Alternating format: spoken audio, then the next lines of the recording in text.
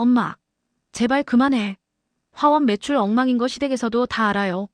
저 이젠 엄마 때문에 창피해 죽겠어요. 어김없이 아침 해가 떠오르면 개나리 화원에는 분주한 움직임이 시작되었습니다.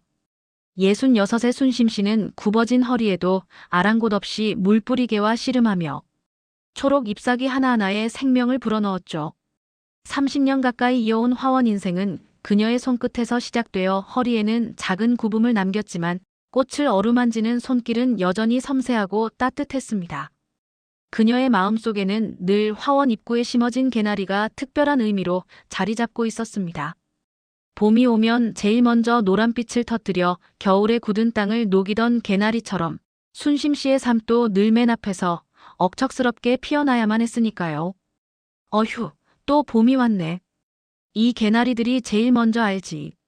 딴 꽃들은 망설이다가도 이 개나리는 꼭 제일 먼저 나서서 피잖아.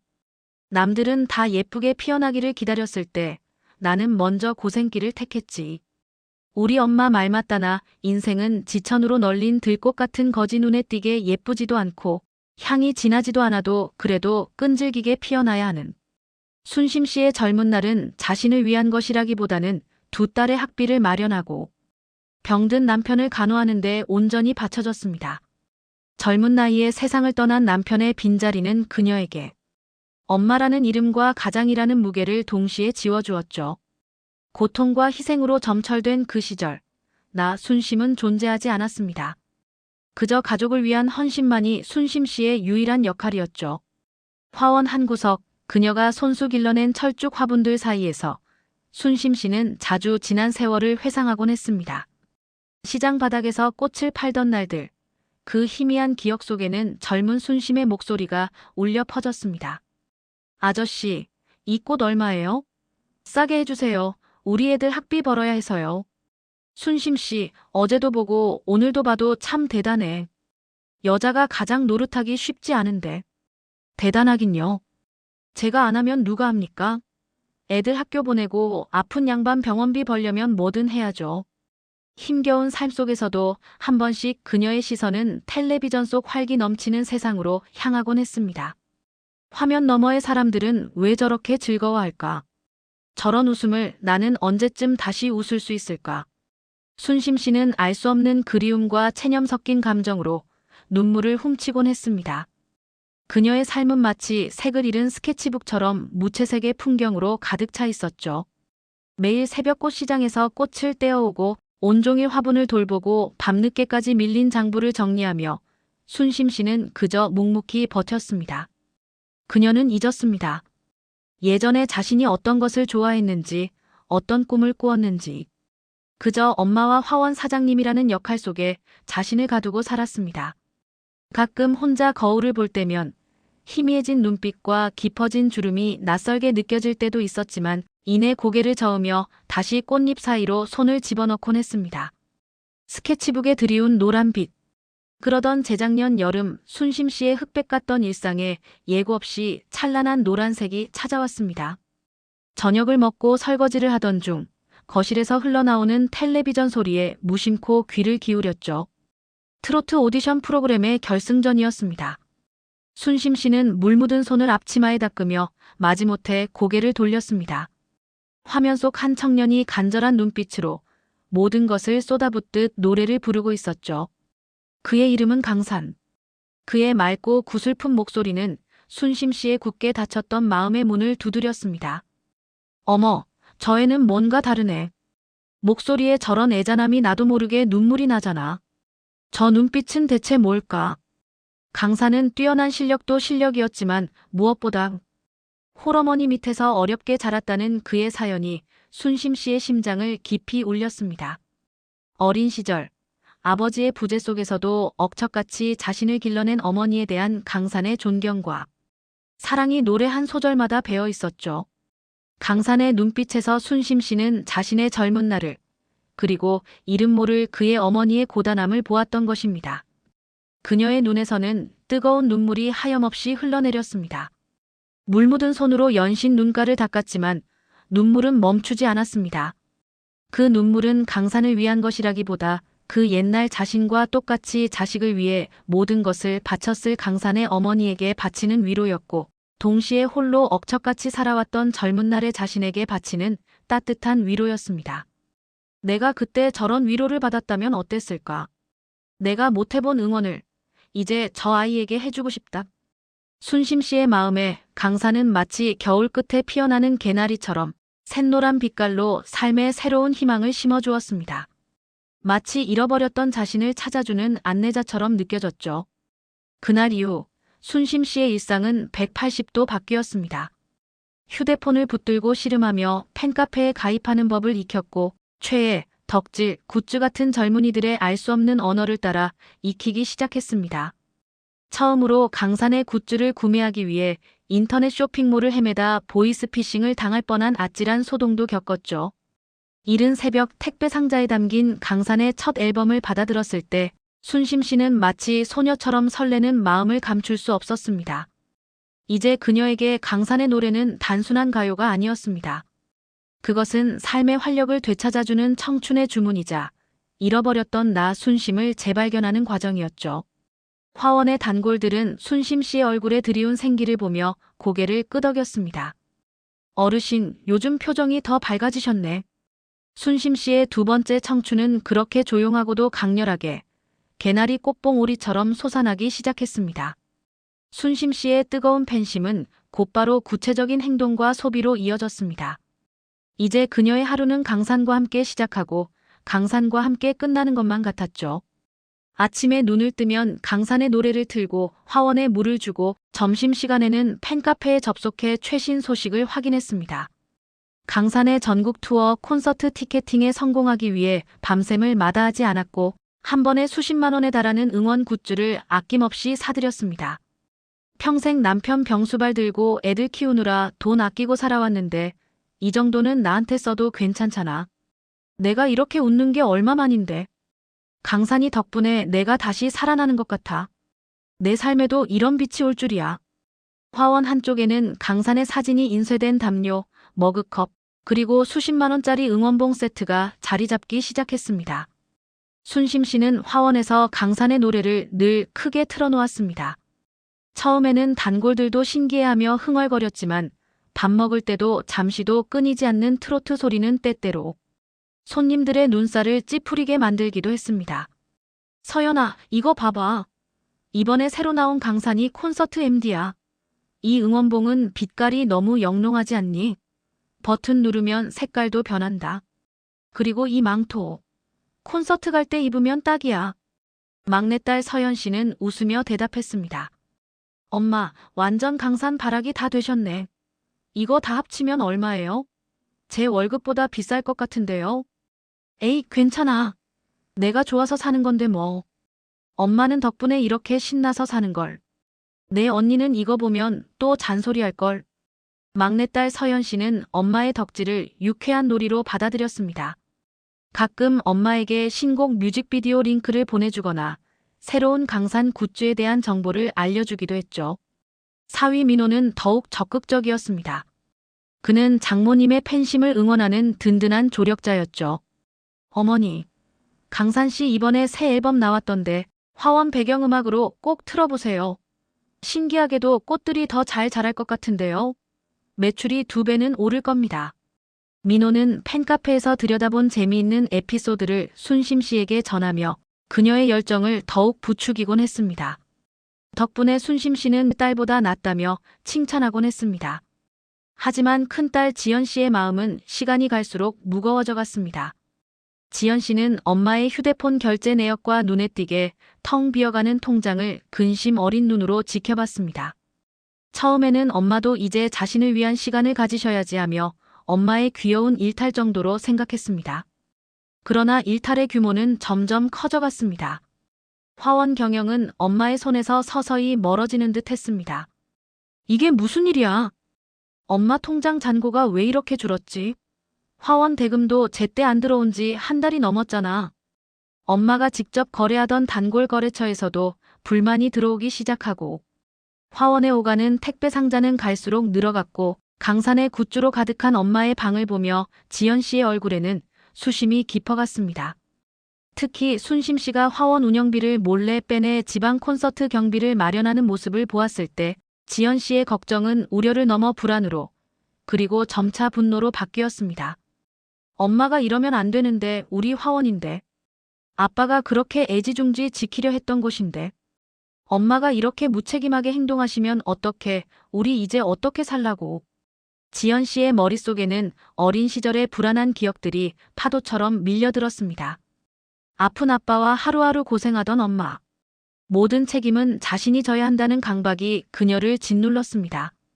병원 복도의 차가운 공기 속에서 어린 지연의 목소리가 들려왔습니다. 엄마, 아빠는 언제 괜찮아져? 엄마도 계속 기침하잖아. 순심 씨는 애써 밝게 대답했었죠. 걱정 마, 지연아. 엄마도 아빠도 다 괜찮아질 거야. 우리 지연이가 씩씩하게 있어주면 돼. 하지만 어린 지연은 알고 있었습니다. 엄마는 늘 괜찮다고 했지만 자신은 괜찮지 않았다는 것을. 엄마의 어깨는 너무 작았고 자신이 힘이 되어주지 않으면 모든 것이 무너질 것만 같았다는 것을. 지연 씨는 자신의 미래뿐만 아니라 가족 전체의 안정에 대한 책임감을 느꼈습니다. 그리고 그 책임감은 엄마의 변화를 결코 받아들일 수 없게 만들었습니다. 그녀는 엄마의 행동을 무책임과 어리석음으로 규정했습니다. 엄마가 지금껏 보여왔던 강인한 모습과 너무나 다른 철없는 행동에 배신감마저 느꼈습니다. 그녀의 마음속에는 엄마를 향한 사랑과 동시에 답답함과 불안감이 뒤섞여 경랑을 일으키고 있었습니다. 어느 날 오후 화원 사무실에서 순심 씨는 밀린 장부를 들여다보고 있었습니다. 그런데 띄엄띄엄 기록된 장부 사이로 콘서트 티켓 구매 내역과 굿즈 구매 영수증이 불쑥 튀어나왔습니다. 그때 문이 열리고 지연 씨가 날카로운 얼굴로 들어섰습니다. 그녀의 손에는 엄마의 은행 거래 내역서가 들려 있었습니다. 엄마, 요즘 화원 매출이 왜 이래요? 이거 보세요. 장부가 엉망이잖아요. 월말 결제도 계속 늦고. 설마 그 돈 다 강산 씨 콘서트에 쓴 거예요? 말 좀 해보세요. 순심 씨는 장부를 급히 감추며 대답했습니다. 이게 다 무슨 소리야? 내가 알아서 할 일이야. 알아서 한다고요. 엄마가 평생 어떻게 살아왔는데 이제 와서 그렇게 흥청망청 돈을 쓰면 어떡해요? 엄마가 모은 돈, 그게 다 우리 노후 자금일 수도 있잖아요. 이제 그만해야죠. 순심 씨는 흥분하며 소리쳤습니다. 노후 자금. 그래. 내가 너희들 키우느라 뼈 빠지게 모은 돈이야. 내 돈 내가 쓰겠다는데 내가 왜 내 돈 관리를 하려 들어. 그리고 노후 자금이라니. 나 평생 내 힘으로 살아왔어. 누구 돈에 기댄 적 없어. 기댄 적이 없다고요? 아빠 돌아가시고 제가 얼마나 애쓰면서 엄마 옆에서 화원 일 도왔는데요. 제 인생 다 바쳐서 엄마와 화원을 위해 살았어요. 이제 와서 엄마가 이렇게 무책임하게 행동하시면 제가 다 포기하고 나갈까요? 뭐, 무책임해? 평생 너희 책임지고 살았던 나한테 무책임하다고. 내 아빠 없다고 날 무시하는 거야. 내가 뭘 안다고 내 돈을 가지고 감나라 배나라 하는 거야. 나보고 언제까지 너희를 위해 살라는 거야. 지연 씨는 울컥하며 말했습니다. 엄마, 전 엄마 걱정돼서 그런 거잖아요. 저도 이제 30이 넘고 불억인데 엄마가 이렇게 위태롭게 흔들리시면. 위태로워. 내가 뭐 대단한 죄라도 지었니? 겨우 내가 좋아하는 가수 콘서트 몇 번 가는 게 그렇게 위태로운 일이니? 나는 평생 너희 때문에 나를 잃고 살았어. 이제 겨우 내 삶을 좀 살아보겠다는데 왜 너희는 날 가만히 두질 못하는 거야? 순심 씨의 날 선말은 지연 씨의 심장을 날카롭게 찔렀습니다. 지연 씨는 자신이 엄마의 가장으로서의 책임감을 걱정했을 뿐이라고 항변했지만 순심 씨는 딸의 걱정을 자유를 억압하는 간섭으로 받아들였습니다. 모녀 사이에는 돈이라는 현실적인 문제와 묵은 감정의 골이 뒤엉켜 첫 번째 거대한 냉기가 감돌았습니다. 화원에는 팽팽한 긴장감이 흘렀습니다. 순심 씨는 딸의 간섭이 싫어 화원 구석에 놓인 개나리 화분을 더욱 열심히 다듬으며 화를 사겼죠. 그녀의 마음속에는 이제 내 인생 좀 살자는 외침이 거칠게 맴돌았습니다. 순심 씨의 덕질은 경제적인 문제를 넘어 이제 가족 간의 약속까지 침범하게 됩니다. 가장 충격적인 사건은 손녀딸의 중학교 졸업식 날 발생했습니다. 졸업식이 시작된 지 한참이 지나도록 엄마의 모습은 보이지 않았고 불안한 마음으로 전화를 건 지연 씨는 순심 씨가 미리 잡아두었던 강산의 팬미팅 일정을 이유로 아직 지방에 머물러 있다는 것을 알게 되었습니다. 엄마, 지금 졸업식 시작한 지 한참 됐는데 팬미팅이 중요해요. 아, 진짜? 어떻게 이러실 수가 있어요? 미안하다, 지연아. 그래도 팬미팅 끝나면 바로 갈게 가는 중이야. 됐어요. 오지 마세요. 저 너무 창피해요. 지연 씨는 손녀의 졸업식에 엄마가 오지 못한다는 사실보다 엄마가 팬미팅을 졸업식보다 우선순위에 두었다는 사실에 더욱 큰 상처를 받았습니다. 그녀에게 엄마의 약속 파기는 단순히 실망스러운 일이 아니었습니다. 그것은 어린 시절 겪었던 가장의 부재라는 뿌리 깊은 트라우마를 다시금 불러일으켰습니다. 지연 씨는 어릴 적 아픈 아빠와 고생하는 엄마를 보며 남몰래 눈물을 훔치곤 했습니다. 빗소리와 천둥 소리가 울리던 밤, 병약한 아빠의 목소리가 들려왔습니다. 지연아, 아빠가 미안하다. 너희한테 좋은 아빠가 되어주지 못해서. 아빠, 그런 말 하지 마세요. 아빠 아프면 안 돼요. 아빠의 병원비와 엄마의 화원 일틈바구니에서 그녀는 늘 불안했고 가정의 안정은 희생으로 지켜진다는 강박을 갖게 되었죠. 그래서 엄마가 삐걱거리면 또다시 자신이 어릴 적 겪었던 불안정한 상황이 재현될 것 같아 두려웠습니다. 내가 중학교 때 아빠 돌아가시고 엄마가 얼마나 힘들었는지 아는데 그 책임감으로 험한 세상 버텨온 엄마를 아는데 어떻게 손녀 졸업식을 잊을 수가 있어? 엄마가 나한테 쏟았던 그 희생과 책임감이 모두 가짜였던 건가? 평생 가족을 위해 살았던 엄마는 대체 어디 간 거야? 이 와중에 지연 씨의 시어머니가 슬쩍 말을 꺼냈습니다. 동네 꽃집 아주머니들에게서 순심 씨의 요즘 행보에 대한 이야기를 전해 들은 듯했죠. 시어머니는 손녀 졸업식에 늦은 순심 씨의 이야기를 듣고는 더욱 걱정 어린 눈빛으로 지연 씨를 바라봤습니다. 사돈이 요즘 너무 외부에 정신이 팔린 것 같아 걱정이다. 화원일도 소홀하고 우리 며느리 얼굴에 먹칠하는 것 같아서 말이다. 다른 친정엄마는 손주 졸업식마다 와서 꽃다발 안겨주고 가는데 사돈은 너무한 거 아니냐. 지연 씨는 얼굴이 화끈 달아올랐습니다. 그녀의 체면과 사회적 시선에 대한 강박이 폭발할 듯 요동쳤죠. 자신이 얼마나 엄마의 무책임함 때문에 부끄러움을 겪는지 엄마는 모를 것이라고 생각했습니다. 결국 그녀는 더 이상 참지 못하고 엄마에게 전화를 걸었습니다. 엄마, 제발. 시댁에서도 동네 사람들도 다 알아요. 엄마답지 않다고요. 저 지금 엄마 때문에 얼마나 창피한지 아세요? 제발 좀 편안하고 조용하게 사세요. 제가 정말 부끄러워 죽겠어요. 순심 씨는 처음으로 크게 외쳤습니다. 분노와 억울함이 뒤섞인 목소리였습니다. 부끄럽다니. 내가 평생 너희 시댁한테 부끄러울 일하면서 살았니? 내가 이제야 내 인생을 찾아보겠다는데 내 체면이 뭐가 중요해? 너는 내 체면이 내 엄마 인생보다 더 중요하니? 나는 내 행복이 가장 중요해. 내가 내 행복까지 감나라 배나라 할 순 없어. 내가 내 돈으로 내 시간을 쓰겠다는데 뭐가 문제야?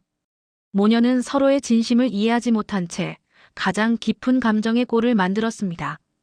순심 씨는 강산을 향한 열정이 자신을 위로하는 행위였음을 딸이 몰라준다는 사실에 분노했고 지연 씨는 엄마의 행동이 과거의 모든 희생을 부정하는 것처럼 느껴져 서러웠습니다. 모녀의 마음은 얼음처럼 굳어버렸고 화원에는 차가운 침묵만이 흘렀습니다. 길고 어두운 겨울이 시작된 듯 했습니다. 모녀의 관계는 완전히 얼어붙었습니다. 순심 씨는 화원에서 거의 말을 하지 않았고 지연 씨는 엄마 방에 발을 들이지 않았습니다. 서연 씨가 가끔 전화를 걸어 언니, 엄마한테 너무 그러지 말라고 하거나 엄마, 언니 마음도 좀 알아줘라고 했지만 어떤 말도 두 사람의 굳어진 마음을 움직이지 못했습니다. 화원에는 웃음소리가 사라지고 꽃들의 생기도 점차 희미해지는 듯 했습니다. 이 냉랭한 공기는 가족 모두에게 고통스러운 시간이었습니다.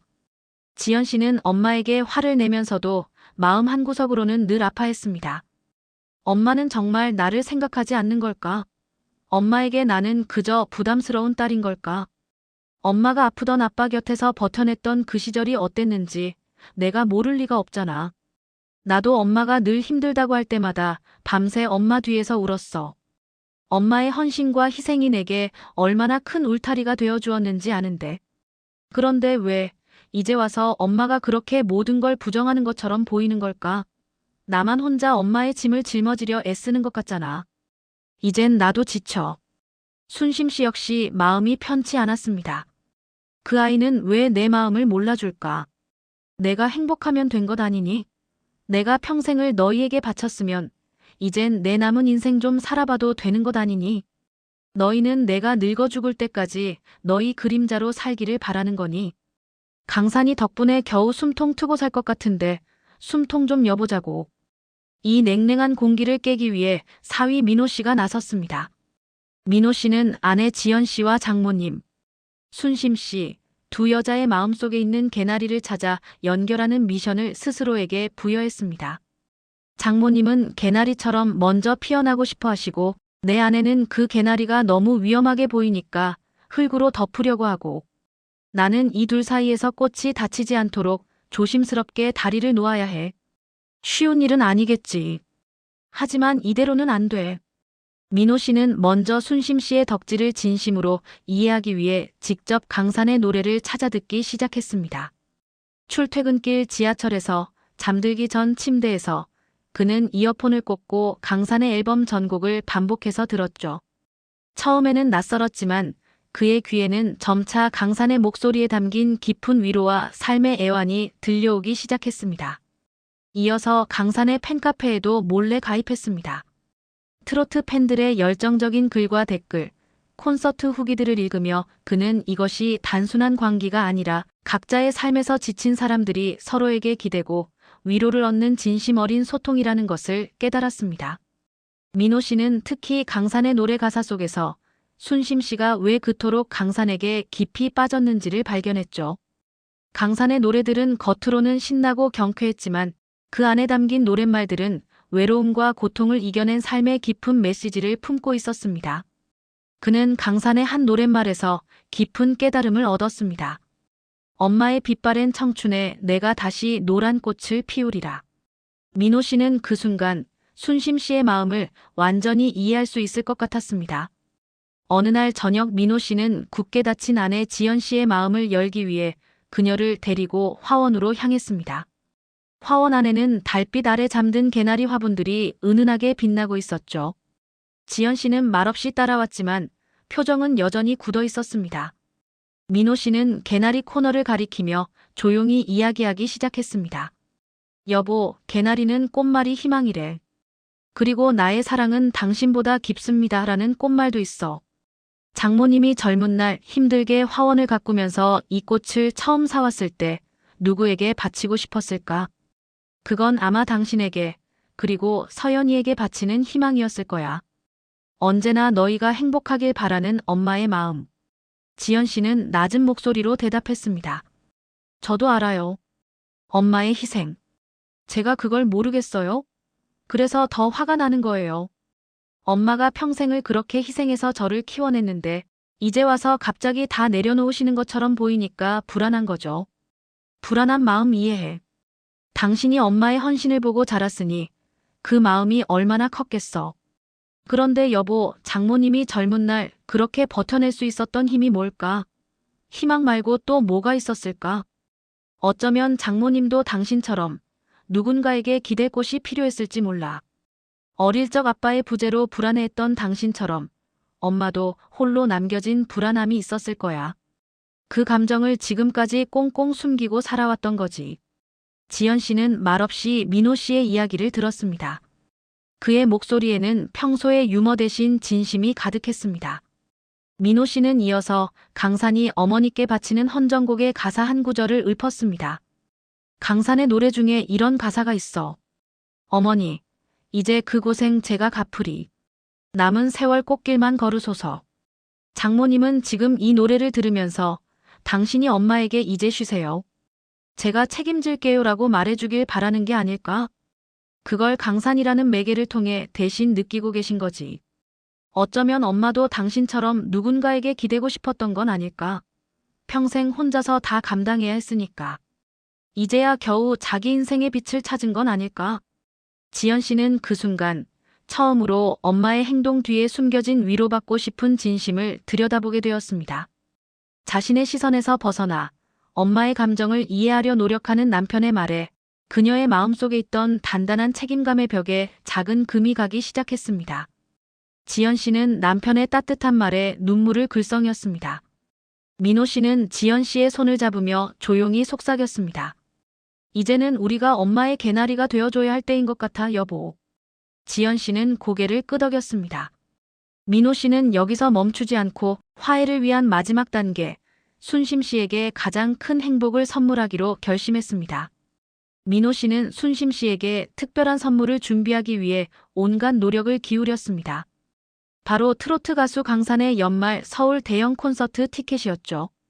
그것도 최고 VIP석으로 2장. 하지만 콘서트 티켓은 하늘의 별 따기만큼이나 어려웠습니다. 팬카페에서는 이미 피케팅이라고 난리였고 예매 사이트는 접속조차 힘들었습니다. 민호 씨는 여러 날 밤낮으로 컴퓨터 앞에 앉아 클릭 전쟁을 벌였지만 번번이 매진이라는 냉정한 문구만을 마주해야 했습니다. 이거 장모님께 멋지게 선물해야 하는데. 이렇게 어렵다고. 이 정도면 그냥 전쟁이네 전쟁이야. 다른 방법은 없을까? 이대로 포기할 순 없지. 장모님이 얼마나 좋아하실까 생각하면 이 정도 고생쯤이야. 지연이 마음도 돌릴 수 있는 기회인데. 민호 씨는 포기하지 않았습니다.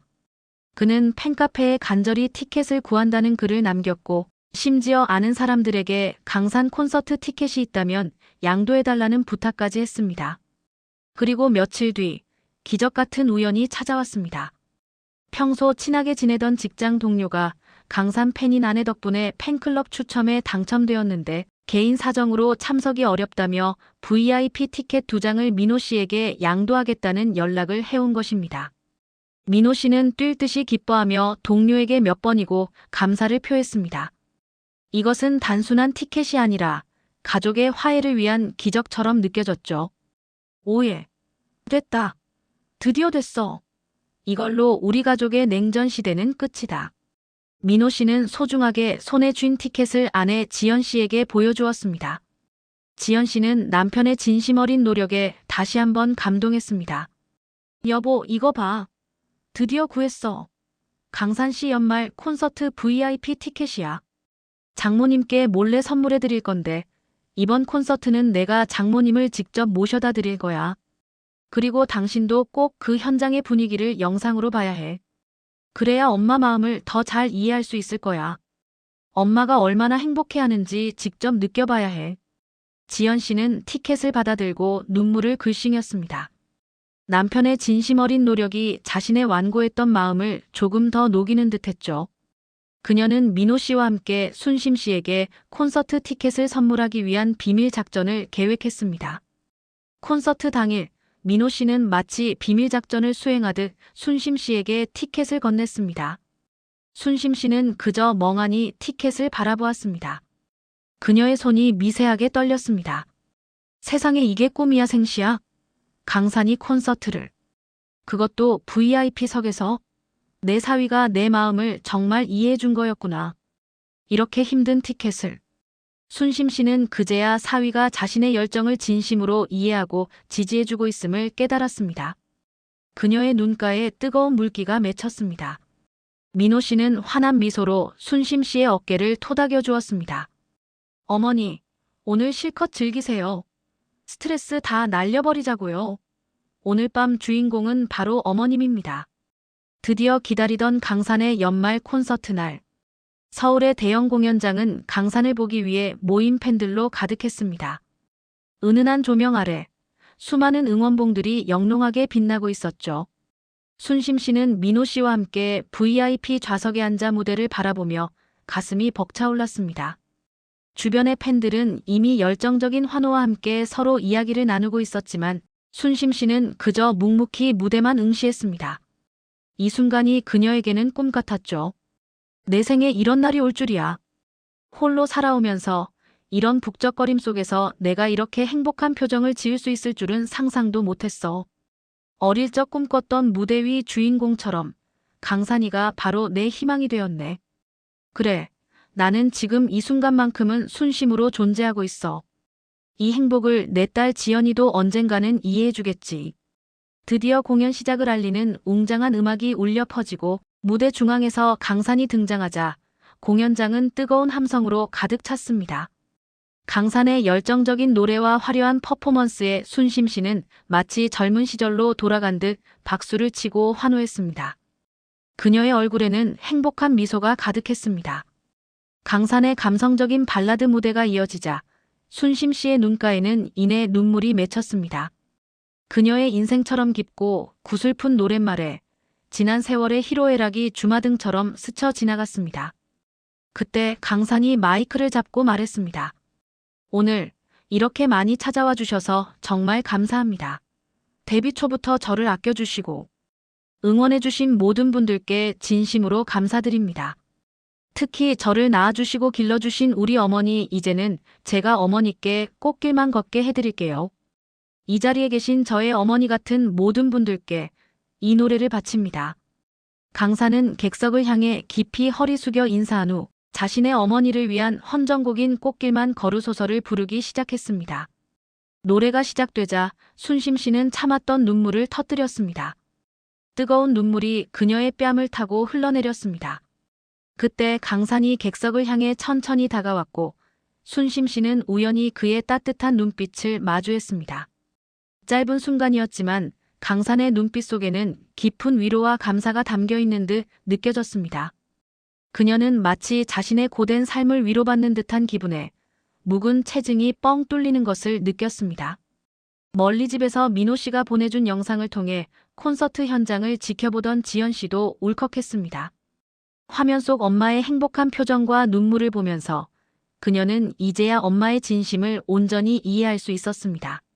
민호 씨의 말처럼 엄마에게도 위로가 필요했다는 것을, 엄마의 행복이 자신의 체면이나 과거의 걱정보다 훨씬 소중하다는 것을 깨달은 순간이었죠. 콘서트가 끝난 후 순심 씨는 복잡한 감정으로 공연장을 나섰습니다. 민호 씨가 환한 얼굴로 순심 씨를 맞이했습니다. 순심 씨는 민호 씨의 손을 잡고 고개를 끄덕였습니다. 그 밤 그녀의 마음은 어떤 말로도 표현할 수 없는 평화와 충만함으로 가득 차 있었습니다. 다음 날 아침 순심 씨는 오랜만에 화원에 나와 평소처럼 꽃들을 정리했습니다. 그런데 문득 화원 문이 열리고 큰딸 지연 씨가 조심스럽게 들어서는 모습이 보였습니다. 지연 씨의 손에는 따뜻한 차 한 잔이 들려 있었습니다. 지연 씨는 조심스럽고 떨리는 목소리로 말했습니다. 엄마, 어제 콘서트 잘 다녀오셨어요? 민호 씨가 영상 보내줘서 봤는데 정말 행복해 보이시더라고요. 그동안 제가 너무 엄마 마음을 몰라드린 것 같아요. 제 걱정이 너무 앞서서 죄송해요, 엄마. 제가 너무 이기적이었어요. 순심 씨는 딸의 손을 잡으며 눈물을 참는 목소리로 대답했습니다. 아니다. 지연아, 내 마음 아는데 엄마가 너무 앞서간 것도 있었지. 괜찮다, 괜찮아. 지연 씨의 진심 어린 사과에 순심 씨는 아무 말 없이 딸의 손을 잡았습니다. 따뜻한 온기가 순심 씨의 마음을 감쌌습니다. 두 모녀는 말없이 서로의 눈을 바라보았고 그 순간 오래 묵었던 감정의 벽이 스르르 무너지는 것을 느꼈습니다. 서로에게 전하고 싶었던 수많은 말들이 눈빛 속에서 교환되었죠. 지연 씨는 이제 엄마가 엄마이기 전에 순심이라는 한 사람의 소중한 인생을 살고 싶어 한다는 것을 이해할 수 있었습니다. 순심 씨는 딸의 깊어진 눈빛 속에서 비로소 자신이 진정으로 이해받았음을 느꼈습니다. 내 딸, 지연이도 다 컸구나. 이제야 내 마음을 알아주는구나. 그래, 너도 나처럼 마음속에 많은 짐을 지고 살았을 텐데 엄마가 미안하다. 이제는 너도 행복하게 살아야지. 화원 입구의 개나리처럼 순심 씨의 삶에도 따뜻한 봄바람이 다시 불어오기 시작했습니다. 그녀는 이제 엄마라는 이름 뒤에 숨겨진 순심으로서 당당하고 행복한 두 번째 청춘을 개화할 준비를 마쳤습니다. 그녀의 마음속에는 강산을 향한 뜨거운 열정과 가족의 따뜻한 사랑이 함께 어우러져 더 아름답고 찬란한 꽃길이 펼쳐지고 있었습니다. 그리고 그 길을 사랑하는 가족들이 함께 걷기 시작했죠. 그녀의 삶은 이제 온전한 색깔로 채워져 더욱 풍요롭고 아름다워질 것이었습니다. 개나리 화원에는 비로소 진정한 평화와 함께 새롭고 희망찬 계절이 시작되고 있었습니다. 작은 꽃처럼